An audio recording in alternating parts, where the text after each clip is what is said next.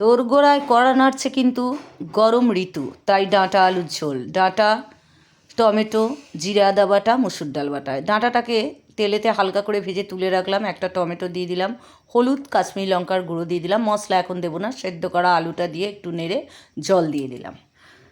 এই যে জল দিয়ে দিলাম, এই জলের ওপরই মশলা দেবো। পরিমাণ মতো নুন চিনি দিয়ে দিলাম, ভাজা ডাঁটাটা দিয়ে দিলাম, দিয়ে একটু চাপা দিয়ে রেখে দিলাম।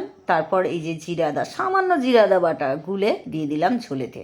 এইবার মুসুর ডালটা একটু নুন দিয়ে বড়াটা একদম ঝোলের ওপরেই আমি দিয়ে দেবো। মুসুর ডালের বড়াটা দিয়ে দু এক মিনিট রাখার পরে এই ঝোলটা একটা জায়গায় নামিয়ে রেখে কড়াতে তেল দিয়ে এবার আমি ফোড়নটা তৈরি করব। রাঁধুনি, পাঁচফোড়ন, আধখানা শুকনো লঙ্কা, সামান্য সর্ষে।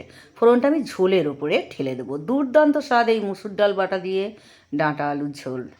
অনেক তো হলো মশলা খাওয়া, এবার একটু প্লেন খাবার খেতে হবে। সবই তো চাই বলুন, সামনেই গরম, তাই পাতলা ঝোল।